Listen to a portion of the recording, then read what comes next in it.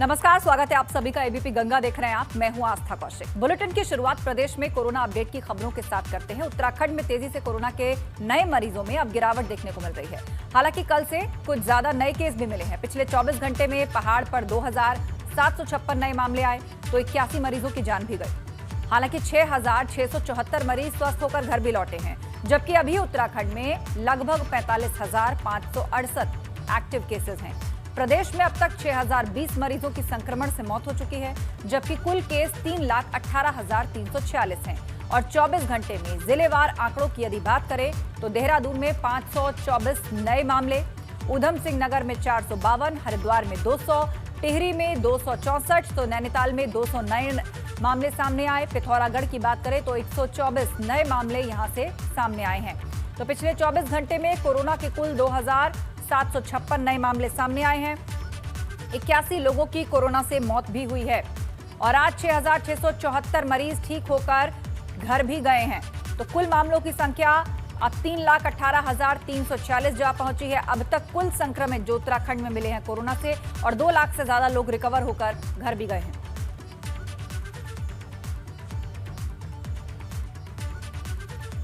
अब कोरोना के आंकड़े तो आपने देख लिए, लेकिन प्रदेश में कोरोना के टीके खत्म होने लगे हैं। कई जिलों में 18 साल से 44 साल की उम्र के लोगों को टीके खत्म होने के चलते नहीं लग पा रहे। हालांकि राहत की बात यह कि इसी बीच केंद्र सरकार ने फिलहाल 50,000 वैक्सीन की नई खेप भी दी है, जो कि इंडिगो विमान से देहरादून पहुंच चुकी है। हो सकता है कुछ जिलों में जल्द ही वैक्सीनेशन शुरू हो जाए।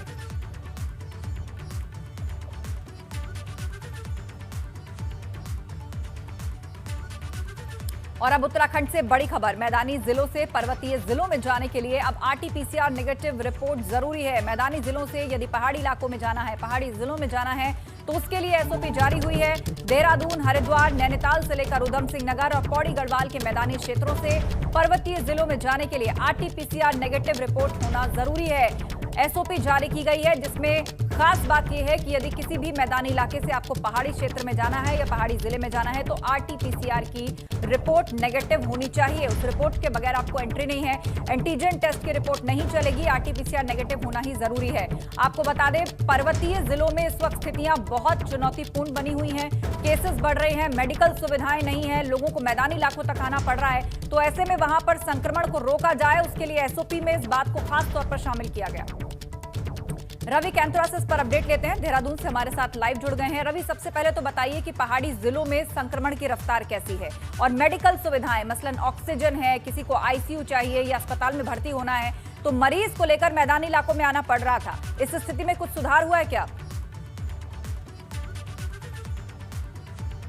निश्चित तौर पर आस्था, अगर बात करें और एक आंकड़ों पर अगर गौर किया जाए तो 20 मई तक अगर हम देखें तो जो संक्रमित जो आंकड़ा है उसमें से 20,000 जो संक्रमित मिले हैं वो पहाड़ी जिलों से मिले हैं। और ऐसे में लगातार जो पहाड़ों पर कोरोना का संक्रमण है वो तेजी के साथ बढ़ रहा है। हम टिहरी जिले में देख रहे हैं कि हरिद्वार से भी ज़्यादा मामले आए हैं। अगर पिछले 24 घंटों की बात करें तो ये तमाम जो मुश्किलें हैं वो पहाड़ों में बढ़ती जा रही हैं। और इसी को देखते हुए अगर हम आप बात करें तो एक एसओपी जारी की गई है कि जो मैदानी जिले हैं, देहरादून, हरिद्वार, ऊधम सिंह नगर, नैनीताल और पौड़ी गढ़वाल का मैदानी क्षेत्र, यहाँ से कोई भी व्यक्ति अगर यात्रा करके पहाड़ पहुँचता है तो उसको आरटीपीसीआर की नेगेटिव रिपोर्ट दिखानी होगी। उसके बाद ही उसको एंट्री दी जाएगी। चेक पोस्ट पर तमाम पुलिस और जिला प्रशासन को भी ये निर्देशित कर दिया गया है कि वो इसको बिल्कुल सख्ती के साथ लागू करें। इसका मकसद है कि जो मैदानी जिले ज़्यादा प्रभावित हैं और पहाड़ में भी अब कोरोना लगातार बढ़ता जा रहा है, ऐसे में मैदानी जिलों से जो लोग पहाड़ पहुंच रहे हैं, कहीं वो कोविड संक्रमित तो नहीं। अगर वो कोविड संक्रमित हैं तो पहाड़ों में कोरोना और ज़्यादा फैलेगा और उस पर लगाम लगाना बड़ा मुश्किल हो जाएगा, क्योंकि स्वास्थ्य व्यवस्थाएँ जो पहाड़ों की हैं वो बेहाल हैं। हम लगातार उन तस्वीरों को दिखाते हैं किस तरीके से लोगों को 50 से 60-70 किलोमीटर तक की दूरी तय करनी पड़ती है एक आरटीपीसीआर रिपोर्ट के लिए। तो ऐसे में पहाड़ों पर कोरोना ना फैले, इसको देखते हुए मैदानी जिलों से पहाड़ जाने वालों के लिए अभी सख्ती लागू कर दी गई है। और ऐसे में क्योंकि कोविड कर्फ्यू भी 1 जून की मॉर्निंग तक है और अब लगातार जो है इस तरीके की सख्तियां रहेगी ताकि पहाड़ पर कोरोना को नियंत्रण किया जा सके। इसके साथ ही अगर बात करें तो पहाड़ों पर ही जो स्वास्थ्य व्यवस्थाएं उनको दुरुस्त करने का लगातार कार्य किया जा रहा है। आज 10 बजे, क्योंकि अगर मेडिकल कॉलेज श्रीनगर की हम बात करें, पहाड़ का दिल है श्रीनगर, और ऐसे में इस अस्पताल में जो है तमाम पहाड़ के लोग पहुंचते हैं। ऐसे में यहाँ पर 30 आईसीयू बेड भी स्थापित किए गए हैं, जिनका वर्चुअल मुख्यमंत्री आज उसकी शुरुआत भी कर देंगे। 10 बजे यहाँ से वर्चुअल जुड़कर इनकी शुरुआत होगी, शुभारंभ होगा। तो ये तमाम चीज़ें, ऑक्सीजन प्लांट की बात करें तो उसको बढ़ाने की कोशिश की जा रही है। श्रीनगर के पास ही मलिथा एक स्थान है, वहाँ पर ऑक्सीजन प्लांट लगाया गया है, जिस पर जो है लगातार जो है ऑक्सीजन की वहाँ पर सप्लाई भी की गई है, साथ ही साथ तमाम अस्पतालों तक पहुंचे, तो पूरी कोशिशें की जा रही हैं, लेकिन साथ ही साथ अब एक और सख्ती जो है सरकार की तरफ से की गई है। आज तक बेशक ये सख्ती की गई है और मौजूदा हालात को देखते हुए ये जरूरी भी है। बहुत शुक्रिया रवि अपडेट के लिए। यूपी में ब्लैक फंगस के लगातार बढ़ते केसेस को लेकर सरकार हाई अलर्ट पर है और राज्य में ब्लैक फंगस के फिलहाल 118 मरीज हैं। उत्तराखंड की बात की जाए यदि, जिनमें से 9 मरीजों की मौत भी हो चुकी है और इसीलिए राज्य सरकार ने 12 डेडिकेटेड कोविड हॉस्पिटल में ब्लैक फंगस का इलाज कराने का फैसला लिया है। इसके अलावा प्रदेश को आज ब्लैक फंगस का इंजेक्शन भी मिल जाएगा। एम्फोटेरेसिन बी के 15,000 इंजेक्शन राज्य को आज मिलेंगे, जिससे मरीजों का इलाज करने में आसानी होगी। तो उत्तराखंड में भी ब्लैक फंगस का खतरा बढ़ता जा रहा है। पहाड़ पर तेजी से फैल रहा है ब्लैक फंगस का इन्फेक्शन। रवि कैंतुरा हमारे साथ जुड़े हुए हैं। रवि, कितने केसेस पहाड़ और मैदान के लिहाज से अगर बात करें तो ब्लैक फंगस के सामने आ चुके हैं, और क्या इसके इलाज के लिए जो दवाइयां और इंजेक्शन की जरूरत होती है वो राज्य सरकार के पास उसका कोटा पूरा है? आस्था, देखिए अगर बात करें तो देहरादून, उधम सिंह नगर और नैनीताल, इन 3 जिलों में अभी ब्लैक फंगस के मरीज हैं, इन अस्पतालों में भर्ती हैं। और अगर बात करें तो 9 से अधिक लोगों की मौत भी हो चुकी है अभी तक ब्लैक फंगस से। तो लगातार जो मामले हैं वो तेजी के साथ बढ़ते जा रहे हैं। 118 मामले जो हैं अगर हम कहें तो अभी तक कुल हो चुके हैं उत्तराखंड में ब्लैक फंगस के, और ये बहुत कम समय में एकदम से हुए हैं। और इसमें इतनी जो मौतें हुई हैं ये भी कहीं ना कहीं चौंकाने वाली हैं, लोगों को डरा रही हैं। तो इसी को देखते हुए 12 जो डेडिकेटेड हॉस्पिटल हैं उनकी लिस्ट जारी हो गई है कि इन अस्पतालों में ब्लैक फंगस का इलाज कराया जाएगा। जहां तक इंजेक्शन की बात है तो आज एक अच्छी राहत की बात है कि 15,000 इंजेक्शन केंद्र से उत्तराखंड को मिल जाएंगे, क्योंकि विशेषज्ञ बताते हैं कि जिनको भी ब्लैक फंगस होता है करीब एक मरीज को 20 से 25 इंजेक्शन जो है लगते हैं। तो ऐसे में जो संख्या है वो अभी तो 15,000 इंजेक्शन मिलने के बाद एक सामान्य जरूर हो जाएगी, लेकिन अभी तक काफी हाहाकार इसके इंजेक्शन को लेकर था। इसके इंजेक्शन को लेकर भी एसओपी पहले ही जारी हुई है। जो डेडिकेटेड हॉस्पिटल इसके लिए जारी किए गए हैं उन अस्पतालों में ही ये इंजेक्शन मिलेगा। कहीं बाहरी मेडिकल अस्पतालों जो मेडिकल शॉप्स हैं वहां पर इस इंजेक्शन को नहीं रखा जाएगा, ताकि किसी भी तरीके की इसकी कालाबाजारी ना हो। इसके लिए नोडल अधिकारी भी नियुक्त किए गए हैं। लेकिन अगर हम अभी बात करें तो ब्लैक फंगस के जो मामले हैं वो बढ़ रहे हैं, उसकी चिंता ज्यादा है। हालांकि डॉक्टर ने यह भी सलाह दी है कि ब्लैक फंगस जिनको है उन व्यक्तियों का जो संक्रमण है, ब्लैक फंगस का संक्रमण कोरोना की तरह नहीं होता है। इस तरीके की तमाम चीजें भी सामने आई हैं लोगों को एहतियात और उनको सतर्क करने के लिए। लेकिन पूरी कोशिश की जा रही है, सीएमओ के लेवल से इन इंजेक्शन की सप्लाई की जाएगी। जो भी डॉक्टर्स हैं जो डेडिकेटेड हॉस्पिटल है वहां पर इनका इलाज किया जाएगा। लेकिन इन डेडिकेटेड हॉस्पिटलों में भी अगर एक गौर करें तो कहीं ना कहीं जो पहाड़ी इलाके हैं वहां पर ये हॉस्पिटल नहीं है। ऐसे में एक बार फिर अब ब्लैक फंगस के लिए भी पहाड़ के लोगों को मैदान की तरफ ही रुख करना पड़ेगा। जी आस्था, वाकई में, और ये अपने आप में बहुत चुनौतीपूर्ण है और मरीज और उसके परिवार जो कि संक्रमण से जूझ रहा है उसके लिए अपने आप में एक बहुत बड़ी जद्दोजहद वाली बात है। बहुत शुक्रिया रवि अपडेट के लिए। और अब आगे बढ़ते हैं। अब खबर मुख्यमंत्री तीरथ सिंह रावत से जुड़ी हुई। सीएम तीरथ सिंह रावत ऋषिकेश को आज एक बड़ी सौगात देने वाले हैं। ऋषिकेश में स्थापित डीआरडीओ की ओर से बनाए गए 500 बेड के कोविड केयर सेंटर का सीएम तीरथ आज उद्घाटन करेंगे और वो सुबह करीब 11:15 बजे ऋषिकेश पहुंचेंगे। इसके बाद मुख्यमंत्री लोगों को कोविड अस्पताल की सौगात देंगे। जिले में यह अस्पताल बनने से आसपास के जिलों के कोरोना मरीज भी यहां इलाज करवा सकेंगे। और बड़ी बात इस अस्पताल की यह है कि डीआरडीओ ने इसे बहुत ही कम समय में बनाकर तैयार कर दिया है। आपको यह भी बता दें कि ऋषिकेश के अलावा हल्द्वानी में भी 500 बेड का कोविड केयर सेंटर बनकर तैयार हो गया है। पंकज राणा से इस पर अपडेट लेते हैं। पंकज, 500 बेड का यह हॉस्पिटल जिसे रिकॉर्ड समय में डीआरडीओ ने बनाकर तैयार कर दिया है, आसपास कितने जिलों को सहूलियत हो जाएगी और उसकी दरकार आखिर कब से थी? बिल्कुल आस्था, देखते इस वक्त उसी जो अस्पताल बना है कोविड केयर सेंटर उसके पास में मौजूद वो यहाँ मुख्यमंत्री तीरथ सिंह रावत 12 बजे इसका आज विधिवत तौर पर उद्घाटन कर देंगे और जनता को यह समर्पित कर देंगे। तो ये बहुत बड़ी बात है कि जब पूरे प्रदेश में कोरोना के मामले लगातार बढ़ रहे हैं, हालांकि हल्की राहत अब मिलने लगी है, उसके बाद पूरे प्रदेश भर को ही कोविड केयर सेंटर मिल जाएगा। खासकर देहरादून और हरिद्वार जिले के लिए महत्वपूर्ण होगा। टिहरी जिले की इससे लगी हुई सीमा है और पौड़ी जिले की भी सीमा इससे लगी हुई है। 4-5 जिले काफी महत्वपूर्ण रहेंगे कि अगर किसी को कोरोना से संबंधित बीमारी होती है, कोई दिक्कत आती है तो उसको सावधानी पूर्वक यहाँ पर लाया जा सकेगा, क्योंकि कनेक्टिविटी बहुत अच्छी है। ऋषिकेश में ऐसी कनेक्टिविटी है, एम्स के बिल्कुल पास में ये हॉस्पिटल बनाया गया है। डीआरडीओ ने 1 महीने के अंदर इसे बनाकर कर के करीब ऑक्सीजन बेड यहाँ लगाए गए हैं। 44 बेड बच्चों के लिए चीज लगाई गई, क्योंकि तीसरी लहर के बाद खतरा बच्चों पर बनता है। तो निश्चित तौर पर कह सकते हैं कि एक बहुत बड़ी उपलब्धि सरकार के लिए हम कह सकते हैं, और अभी थोड़ी देर बाद ये जनता को समझ हो जाएगा। और मैं तस्वीरें भी दिखा देता हूँ, देखिए किस तरह से यहाँ पर तैयारियां चल रही हैं, और ये DRDO की तरफ से ये पूरा कैंपस है खुलकर तैयार हो गया, 500 पूरे बेड है। और हल्द्वानी में भी ऐसा ही एक कोविड केयर सेंटर बनकर तैयार हुआ है। और अभी क्योंकि ऋषिकेश एक कनेक्टिविटी के हिसाब से महत्वपूर्ण शहर है, यहाँ पर एम्स भी पड़ता है, तो एम्स के पास में ही इसको बनाया गया है। और मुख्यमंत्री 12 बजे आकर इसको जनता को समर्पित कर देंगे। हरिद्वार, देहरादून, टिहरी और पौड़ी जिले के जो भी मरीज होंगे जिनको ज्यादा दिक्कत होगी, आइसोलेशन की जरूरत होगी, उनको यहाँ पर लगाया जाएगा। हालांकि जो एम्स अस्पताल है उसके करीब होने के कारण आइसोलेशन की थोड़ी सी दिक्कत है, क्योंकि आइसोलेशन बेड यहाँ नहीं बनाए गए हैं। लेकिन 100 से ज्यादा जो बेड है वो एम्स ऋषिकेश में है, उनको अभी ज्यादा प्रॉब्लम होती है तो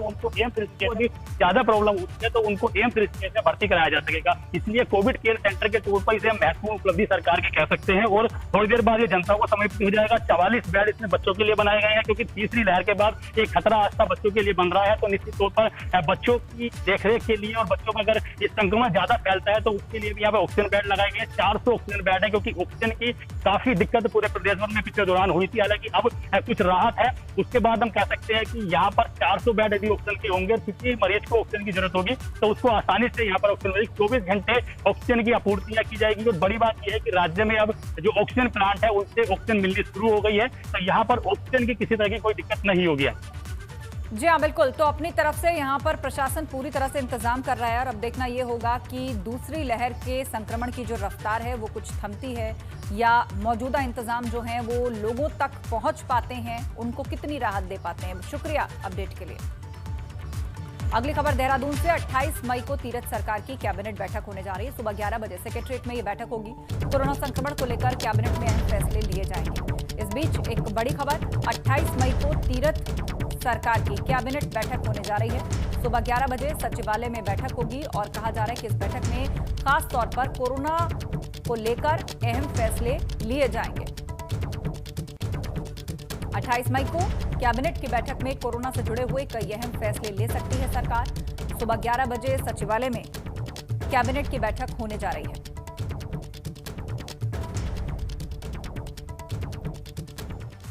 वहीं उत्तराखंड में मौसम एक बार फिर से करवट बदल रहा है। मौसम विभाग की माने तो आज उत्तराखंड में फिर से बारिश हो सकती है। वेस्टर्न डिस्टर्बेंस की वजह से पहाड़ पर मौसम बदलने जा रहा है, जिससे कई इलाकों में बारिश की संभावना है। जबकि 27 मई को बागेश्वर, पिथौरागढ़, नैनीताल और चंपावत जिले में बारिश की आशंका है। मौसम विभाग की चेतावनी के बाद आपदा प्रबंधन की टीमें अलर्ट पर हैं। दरअसल अभी कुछ दिनों पहले ही कई जगह पर बादल फटा था, जिससे काफी नुकसान हुआ था। साथ ही कई जगह सड़कें भी बंद हो गई थी, जिसे देखते हुए पहले ही तैयारियां पूरी की जा रही हैं।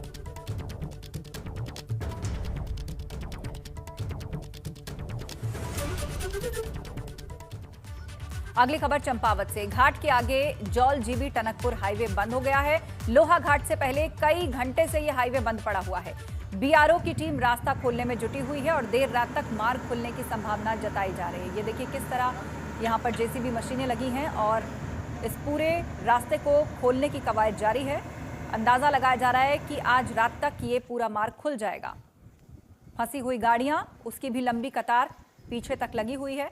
लोहा घाट के पहले कई घंटे से यह हाईवे बंद है, और जिस जगह पर लैंडस्लाइड हुआ है वहां पर क्रेनों की मदद से, जेसीबी की मदद से मलबे को हटाया जा रहा है, और आज देर रात तक इस मार्ग को खोल दिए जाने की संभावना जताई जा रही है। देखिए किस तरह मलबा गिरा है पहाड़ से, बड़े बड़े पत्थर जो कि पूरी तरह सड़क को ब्लॉक कर चुके हैं, और अब इसको खोलने की कवायद जारी है। अगली खबर पिथौरागढ़ से। कनाल लिछिना के गुड़ोली में सड़क कटिंग के दौरान पहाड़ से भारी बोल्डर गिरा। 1 घंटे तक सड़क बंद होने से दोनों तरफ वाहन फंस गए। ये देखिए एक और तस्वीर मार्ग बाधित होने की। बहुत जोखिम भरी तस्वीर इस वक्त ये नजर आ रही है, और ये फंसे हुई गाड़ियां, बड़े बड़े पत्थर, मलबा, ये सब कुछ सड़क पर गिरा है। हालांकि कुछ लोग फिर भी बाज नहीं आ रहे, जान जोखिम में डालकर इस संकरे रास्ते को ही पार कर रहे हैं। और दूसरी तरफ प्रशासन की तरफ से इस मार्ग को खोलने की कोशिश की जा रही है। रास्तों से इस बड़े पत्थर को हटाए जा रहे हैं, क्रेनों की मदद इसमें ली जा रही है, और साफ तौर पर यहां मार्किंग है कि लैंडस्लाइड हुआ है। कुछ गाड़ियां फंसी हैं, और कुछ टू व्हीलर और गाड़ियां इसी संकरे रास्ते से होकर आगे गुजर रहे हैं। और फिलहाल वक्त हो गया एक ब्रेक का, फौरन हाजिर होंगे, कहीं मत जाइएगा। स्वागत है आपका। ब्रेक के बाद जारी है पहाड़ प्रभात। नैनीताल में गुलदार का आतंक देखने को मिला। यहां कुत्ते को मारकर ले जाते हुए गुलदार का एक वीडियो कैमरे में कैद हो गया। इसे देखकर लोग डरे हुए हैं। सुबह जब आवारा कुत्तों को नाश्ता देने के लिए शख्स सामने आया तो कुत्ते नदारद दिखे। फिर जब सीसीटीवी को चेक किया गया तो मामला समझ आया। अब इलाके के लोग घबराए हुए हैं और वन विभाग से गुलदार को पकड़ने की मांग कर रहे हैं। ये देखिए किस तरह गुलदार एक कुत्ते का शिकार करके उसे खींच करके ले जा रहा है और ये पूरा खुलासा जो है वो सीसीटीवी फुटेज के बाद ही हुआ। लोग जिनका रूटीन था कि वो सुबह उठने के बाद कुत्तों को खाना खिलाते थे, उन्होंने जब नदारद देखा आमतौर पर यहीं घूमने वाले कुत्ते को, तो फिर सीसीटीवी चेक किया गया और पता चला कि बीती रात ही गुलदार ने उसका शिकार कर लिया और वो उस तरह उसे शिकार करके अपने साथ ले गया। वन विभाग को अब इसकी सूचना दे दी गई है। अगली खबर हरिद्वार से। ज्वालापुर से भाजपा विधायक की कथित अश्लील वीडियो बनाकर ब्लैकमेलिंग का आरोप। पुलिस ने एक महिला, 2 पत्रकार समेत 4 लोगों को गिरफ्तार किया है और गिरफ्तार लोगों से पूछताछ जारी है। ज्वालापुर विधायक सुरेश राठौर की तहरीर के बाद ज्वालापुर कोतवाली में मुकदमा दर्ज कर लिया गया है। एक रुड़की के बेलड़ा जबकि दूसरा सहारनपुर का निवासी पत्रकार गिरफ्तार हो गया है। विधायक का अश्लील वीडियो बनाकर ये सभी ब्लैकमेल कर रहे थे। 30 लाख रुपए की डिमांड के लिए ब्लैकमेल कर रहे थे। एसएसपी हरिद्वार सेंथिल अबुदई ने मामले की पुष्टि की है।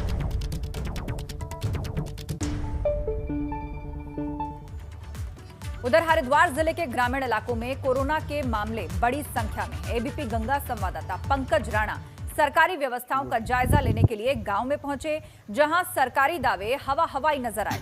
आपको दिखाते हैं हमारे संवाददाता की रिपोर्ट।